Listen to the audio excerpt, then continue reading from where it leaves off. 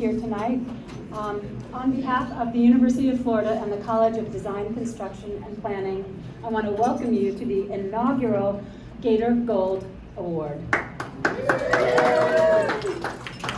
My name is Kat Lindsay. I'm a graduate from 1986 College of Architecture at that time, but I studied interior design. I'm the chairperson of the Interior Design Advocacy Board for the University of Florida, and I'm also on the Dean's Advancement Task Force. Wonderful things to be doing for the university. So I'd like to start this evening by saying thank you to Structure Tone, specifically to Scott Company for making this possible. Structure Tone is a global leader in construction management and general contracting services with offices in the United States, the UK, and Ireland. Can we give them another round of applause? I would also like to thank our academic leaders and students who traveled from Gainesville, and I'd also like to thank everybody who came to be at this event this evening. We know what it took to get here, and so we're very much appreciative that you all came, so thank you.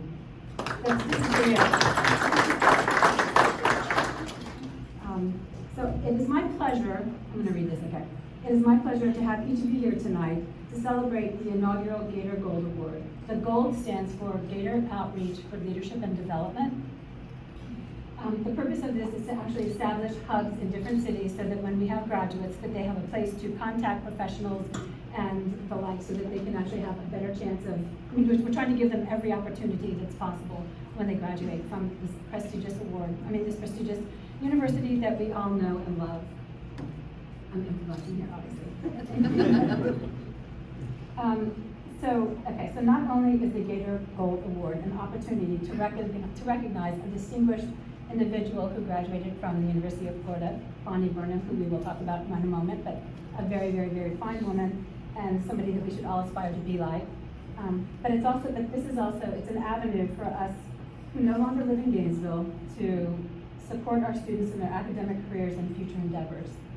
Tonight's event is a shining example of what can happen when the Gator Nation comes together for the Gator good.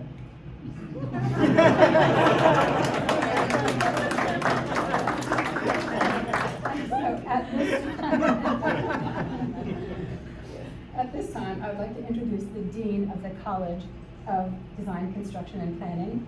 He joined DCP in August of 2016 and has been instrumental in having the University of Florida become one of the top 5 in the nation. Okay. Ladies and gentlemen, Dean Numa.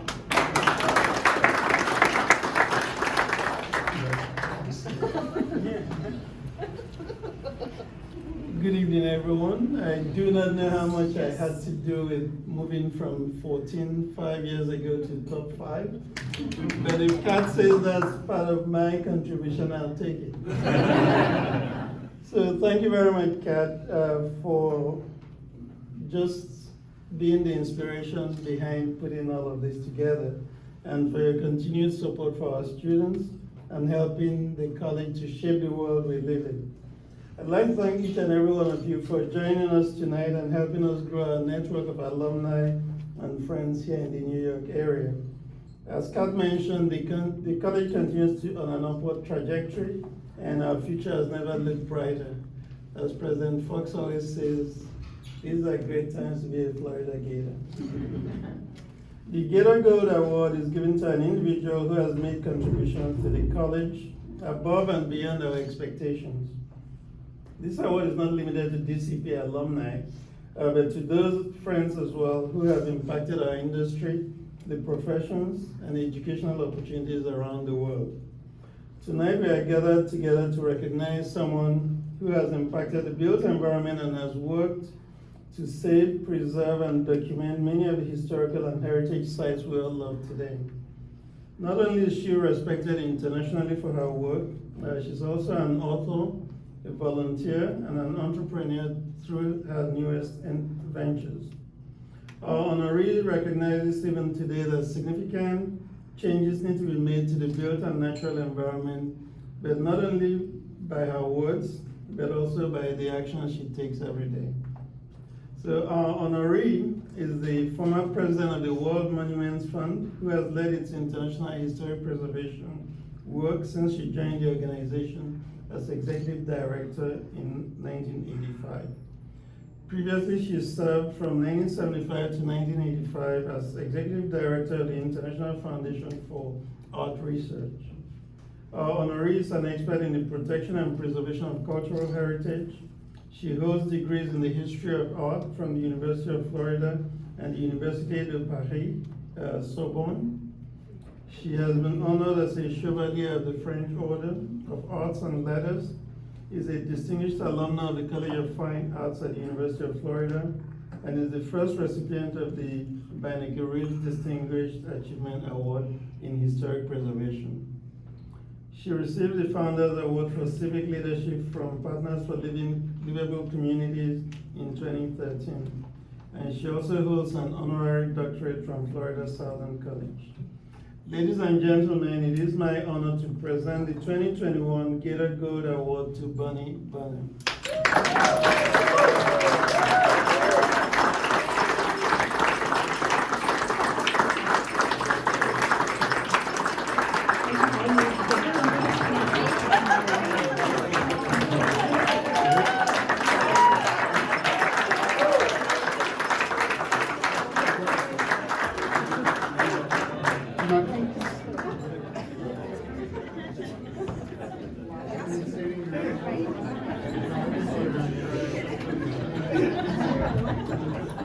Well, I couldn't be happier to receive this award. And I actually said to my daughter before the event, I hope I'm going to get a gator out of this. I'm so excited. Because I've had a long trajectory with Florida and with the University of Florida. And that's what I wanted to talk about a little bit tonight. When I was a student, the Department of Architecture and the Department of Fine Arts, from which I graduated as an art historian, were together.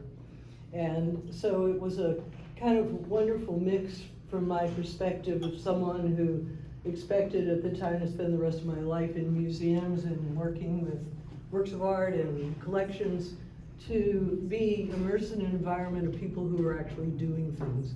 And this kind of industry of the architecture department. And amongst the people who were there at the time was a man named Blair Reeves, who became the leading advocate for an historic preservation program at the university. At the time, it was before any of that came together, but he had exhibitions of vernacular architecture of Florida, wooden architecture, which was always his great love and passion and interest.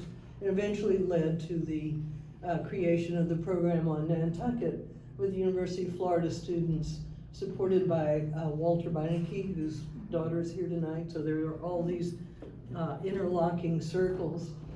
And you know, it was just a glimmer at that time. And my career trajectory through a series of fortunate opportunities that I had led me to become the head of the World Monuments Fund, which is an organization that was able to work to save monuments all around the world, but also to advocate for historic preservation and for the issues of the day and the issues of the moment. And one of my colleagues and friends there that we worked with quite extensively was a man named Roy Graham, who then turned up as the head of the soon-to-be created historic preservation program at the University of Florida. So that kind of drew me back to my Florida origins and that set of connections. And he, of course, immediately asked me if I'd join the Board of Advocates, which I found it very difficult to say no to, and that was probably almost 20 years ago. So I'm still here. But there was also the golden opportunity to connect with the program in Nantucket, which had, again, a particular resonance for me because my mother's family had come from Nantucket and sort of gravitated south in the middle of the 19th century. So it connected some dots in my life and sort of reinforced a sense of evolving history. But the history continued to evolve, and the next thing that happened was that Marty Hilton, one of my colleagues at the University of Florida, was recruited by Roy Graham to join the preservation program, teach the courses, run the program in Nantucket, and eventually became the director of historic preservation. And I think that under his, first with Roy's initiative and under his leadership, that program has deepened and enriched itself so much over the years. But I was particularly proud this summer to see the work that they did on the island. Over the last several years, Marty has focused on the issue of resilience, and particularly about coastal resilience and the impact of climate change. And they've been working, developing methodologies to understand how climate change is happening and how it's affecting these communities, coastal communities. Of course, Florida is full of those. Not to mention these fragile islands all along the coastline of the United States. But the work that they did last summer, the way they brought together so many of the local organizations on the island, as well as some of the leading universities across the country that are now developing programs in climate resilience, to create a kind of laboratory for looking at the future, which is pretty scary, actually, what's going to happen in 10, 20, and 50 years, with very detailed and sobering assumptions that can be backed up with research and data.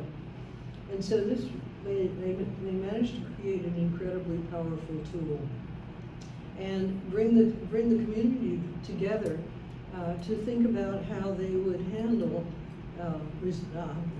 confronting those issues in the future. And I'm not sure that communities always have that opportunity. Sometimes these decisions are made for them by people who may be trying to act in their best interest, but don't really understand that much about the built environment and how the built environment and the natural environment interact.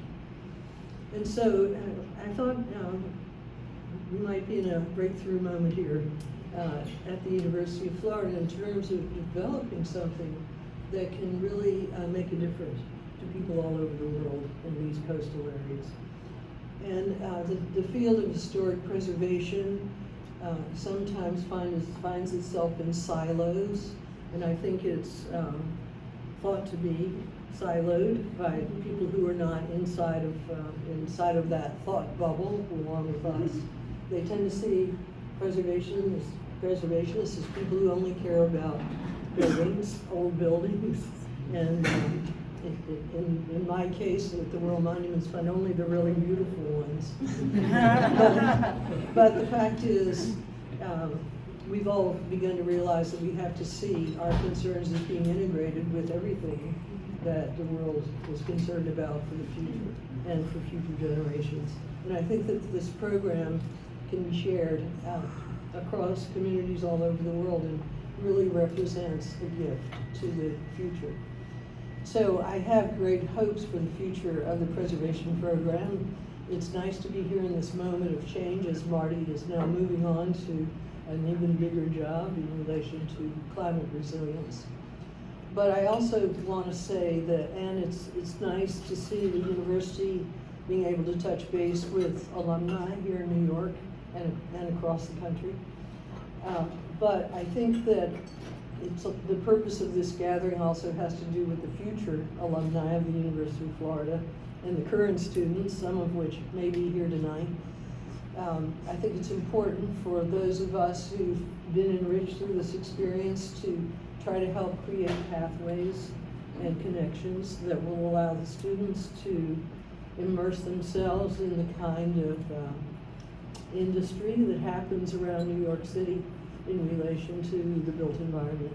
And so I hope that it will result in things that will help to make future graduates in universities careers as enriching as mine has been. Thank you very much for this honor.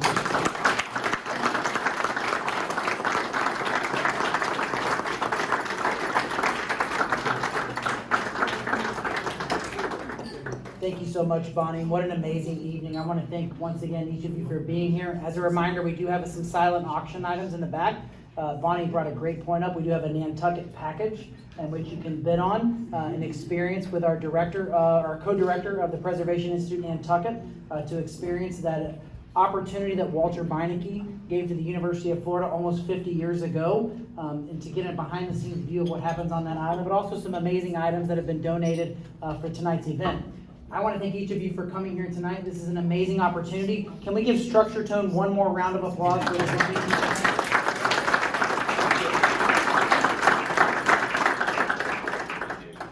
The old saying from the old ball coach, Steve Spurrier, was it's a great day to be a Florida Gator. But tonight shows that the Gator Nation is strong. We are proud. And thanks to Bonnie Burnham for her contributions around the globe, the Gator Nation continues and we're alive and well today. So thank you so much, Bonnie.